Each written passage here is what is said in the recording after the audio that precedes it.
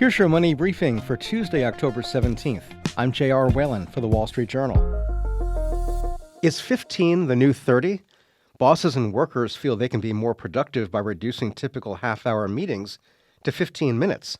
Wall Street Journal reporter Anne Marie Chaker joins me. So Anne Marie, a lot of people feel that meetings slow down productivity, but they've been a mainstay of the workplace seemingly forever. Why the push to reduce meetings to 15 minutes? We're all tied to our calendars more acutely than ever before, with video conferencing calls tied to our calendaring systems online. We feel it very acutely when we're 1 minute over or under. So, there's just more of an awareness that time is money, and the normal default when we calendar something tends to be 30 minutes. And that can feel like too much. But is 15 minutes enough time to get things done? If you really look long and hard at your blocks of time, you feel if you're focused, that most, maybe not all, but most of what you can get done in a meeting can get done in 15. If you take away the hemming and the hawing and the warm-up, 15 minutes is really enough time to get most of what you want to get done in a meeting done.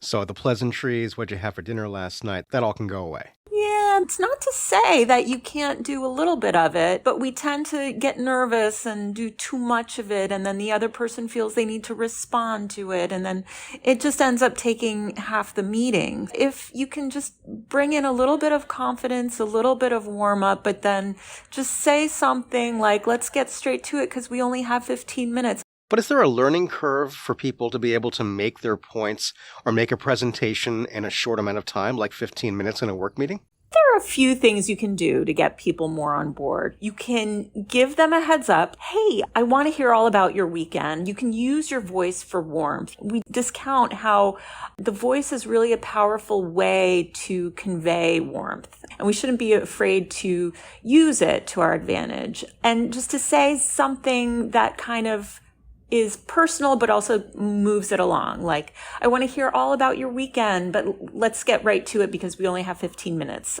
I've actually fixed my calendaring to blocks of 15 after this story from blocks of 30 before. And I feel it's been very effective in kind of setting things up better. But if 15 minutes means that somebody might have less time to do their actual work in a meeting as opposed to a longer meeting, would that be a learning curve for them to economize how they're going to present to their group of coworkers? When we're nervous, we hem and haw, we overthink, and then when something is scheduled for 30, people on the other end feel like they're going to need to take up all that time. So there's just a lot of time wasted anyway. One way I like to do these is to stack them a bit. The worst for me is when I have like blocks of 15 minutes between meetings because I feel like I can't get enough done anyway to really focus, and I'm only just getting started on a project or writing or whatever. So if you can stack them or schedule them in a way that makes sense to you, maybe 3 15-minute meetings back to back and just like a 5-minute drink of water or breather in between those, it can be very effective. So when you have 15-minute meetings on the calendar, how should people plan those meetings? One thing that I've heard people do is offer a few bullets ahead of time. Here's what we're going to talk about, and here's some reading material so that people come to the conversation more prepared. I even talked to one boss who said that he found that a lot of people don't read the reading material anyway. So they just take the first 5 minutes of the meeting to speed read. There's all kinds of ways you can do it, but just presenting up front that this is a meeting that's going to be focused on this, that, and the other, and we only have 15 minutes and let's get right to it, I think really changes the whole tenor of the thing.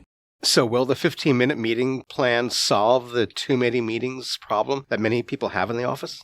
Anything that helps people focus is a good thing. And, maybe because the meetings are tighter, then we just have more time to do actual work. And focus work is very important and something that a lot of people are talking about right now. And having more meetings reduces the amount of time we actually can sit and think and write, which is very valuable. So yes, it could be a really good solution and something that more people can look towards. It's really effective. If you look at your calendar settings, just take a look at what the default setting is, and it's easy to change that and to give it a try for a week and see if it works. That's Wall Street Journal reporter Anne Marie Chaker. And that's it for your Money Briefing. Today's show was produced by Ariana Osperu, with supervising producer Melanie Roy. I'm J.R. Whalen for the Wall Street Journal. We'll be back tomorrow morning. Thanks for listening.